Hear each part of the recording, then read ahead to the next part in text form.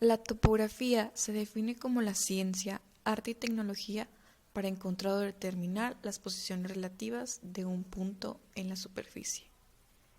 Los registros históricos más antiguos afirman que esta ciencia se originó en Egipto. Heródoto escribió que Sesostris dividió Egipto en lotes para el pago de impuestos. Los primeros pensadores griegos desarrollaron la geometría, pero más bien en dirección hacia la ciencia pura. Herón sobresalió por haber aplicado esta ciencia a la topografía alrededor del año 120 a.C. Fue el autor de varios tratados que interesaron a los topógrafos, uno de los cuales fue la dioptra, en la cual se relacionó los métodos de medición del terreno, el dibujo de un plano y los cálculos respectivos. Gracias a la mente práctica de los romanos, se originó un gremio en el cual usaron e inventaron ingeniosos instrumentos, dentro de los cuales figuran la groma, la cual se utilizó para avisar, la libela, que era un bastidor en forma de A con una plomada usada para la nivelación, el corbates, que era una regla horizontal de unos 20 pies de largo, con patas de soporte y una ranura en la parte superior para ser llenada con agua, la cual servía de nivel. Ahora les hablaré sobre la clasificación de la topografía. Tenemos a la topología, que es la que estudia las leyes que rigen las formas del terreno. La topometría establece los métodos geométricos de medida. La planografía es una representación gráfica de los levantamientos. La planimetría comprende procedimientos para tomar en el campo los datos y detalles sobre un plano horizontal. La alimetría o nivelación se utiliza para medir la altura de los distintos puntos del terreno. La agrodecia se ocupa de la determinación de la superficie de terrenos. La taquimetría permite fijar a la vez en posición y altura de los puntos del terreno.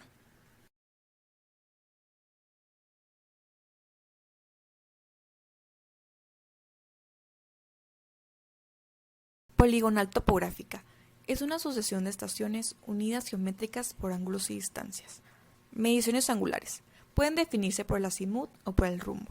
Azimut es la dirección dada por el ángulo horizontal entre el norte y la línea. Se mide a partir del norte en sentido de las manecillas del reloj y su valor varía entre 0 y 360 grados. Rumbo. Es el ángulo horizontal que dicha línea forma con el norte. Su valor está comprendido entre 0 y 90 grados. Se puede a partir del norte o desde el sur hacia el este o hacia el oeste.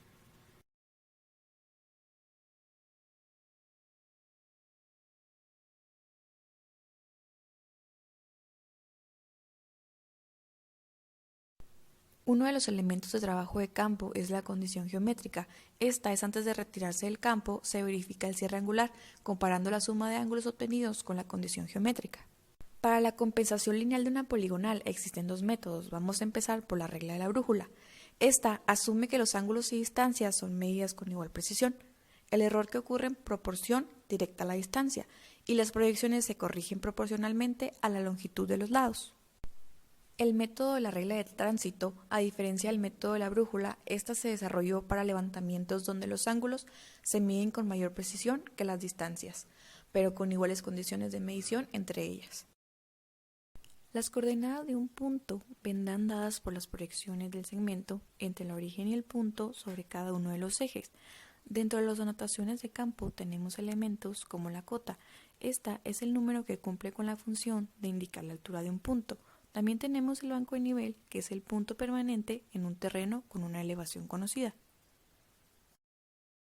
Las coordenadas de un punto vendrán dadas por las proyecciones del segmento entre el origen y el punto sobre cada uno de los ejes. Dentro de las anotaciones de campo tenemos elementos como la cota. Esta es el número que cumple con la función de indicar la altura de un punto. También tenemos el banco de nivel, que es el punto permanente en un terreno con una elevación conocida. Las coordenadas de un punto vendrán dadas por las proyecciones del segmento entre el origen y el punto sobre cada uno de los ejes. Dentro de las anotaciones de campo tenemos... En la topografía existen dos tipos de nivelación. Tenemos la nivelación barométrica. Esta consiste en la determinación de elevaciones midiendo los cambios en la presión del aire. Se emplean principalmente en los reconocimientos y en el trabajo de exploración, por ejemplo, en zonas montañosas. La nivelación trigonométrica es una técnica utilizada por estaciones totales mediante la observación de ángulos cenitales y distancias inclinadas. Ahora mencionaré conceptos claves dentro de la topografía. La geodesia es la representación de la superficie terrestre, ya sea parcial o global, con sus estructuras artificiales y sus formas naturales. La geomática es la ciencia que se ocupa de la gestión de información geográfica mediante la utilización de tecnologías de la información y la comunicación. Un sistema de información geográfica, denominada por sus siglas en inglés GIS, es un conjunto de herramientas que integra y relaciona diversos componentes que permiten la organización, almacenamiento, manipulación y análisis de datos procedentes del mundo real, facilitando la incorporación de aspectos sociales, culturales, económicos y ambientales. La fotogrametría es una técnica que estudia y define con precisión la forma, dimensión y posiciones en el espacio de un objeto cualquiera, utilizando esencialmente medidas hechas sobre una o varias fotografías de ese objeto. Conforme hemos avanzado, se nos ha facilitado la recopilación de información, tal como con los sensores remotos, que estos adquieren información a pequeña o gran escala de un objeto, ya sean usando instrumentos de grabación o instrumentos de escaneo en tiempo real inalámbricos o que no están en contacto directo con el objeto. Una ciencia importante es la cartografía. Esta se encarga de reunir y analizar datos de regiones de la Tierra para luego representarlas gráficamente con diferentes dimensiones lineales. Para complementar más esta ciencia tenemos la neocartografía, que es la aplicación de conceptos cartográficos y ramas relativas utilizando tecnologías de la comunicación y la información, en especial el Internet. Por sus siglas en inglés GPS son traducidas como Sistema de Posicionamiento Global. Este es un sistema que permite posicionar cualquier objeto sobre la Tierra. Esto en gran parte contribuye a la topografía, ya que se manejan coordenadas. Cabe mencionar que el sistema de coordenadas geográficas UTM se utiliza para referenciar cualquier punto de la superficie terrestre, utilizando para ello un tipo particular de proyección cilíndrica para representar la Tierra sobre el plano. Para llevar a cabo un levantamiento topográfico podemos utilizar diferentes métodos. Contamos con la triangulación, que es el método en el cual las líneas del levantamiento forman figuras triangulares, de las cuales se miden solo los ángulos y los lados se calculan trigonométricamente a partir de un lado conocido llamado base. A diferencia de la triangulación, la trilateración no utiliza ángulos, sino localizaciones conocidas de dos o más puntos de referencia y la distancia medida entre el sujeto y cada punto de referencia. El método de poligonación consiste en un conjunto de puntos unidos por tramos o ejes.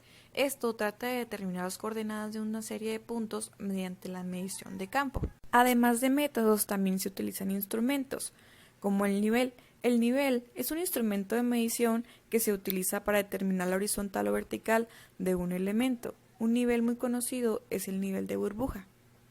El sextante es un instrumento que permite medir la separación angular entre dos objetos. Otro instrumento es el barómetro. Este nos ayuda a calcular el desnivel entre dos puntos midiendo la presión atmosférica en cada uno. El clisímetro permite hacer mediciones de inclinación y desniveles. Su diseño es una nueva versión mejorada del nivel de mano. Y por último, pero no menos importante, tenemos al odómetro. Este es un instrumento de medición que calcula la distancia total o parcial recorrida por un objeto o cosa. Para llevar a cabo una buena medición debemos tener puntos de referencia. El norte magnético es el que nos indica la brújula. La aguja magnética móvil se alineará con las líneas de fuerza del campo magnético de la Tierra. Esta nos indica dónde se encuentra el norte magnético. Esta ubicación no está en un lugar estable, sino que cambia diariamente y de manera predecible. Por otro lado, tenemos el norte geográfico, también conocido como norte verdadero. Este es el que usa la Tierra como eje de giro imaginario para su movimiento de rotación. Hablando sobre la forma de la Tierra, se denomina geoide al cuerpo definido por la superficie potencial del campo de gravedad terrestre. El elipsoide de revolución es la superficie que se obtiene al girar una elipse alrededor de uno de sus ejes principales. Para finalizar con este video mencionaré la esfera celeste. Esta es una esfera ideal en la cual aparentemente se mueven los astros, permite representar las direcciones en que se hallan los objetos celestes, así como el ángulo formado por direcciones será representado por un arco de un círculo mayor sobre esa esfera.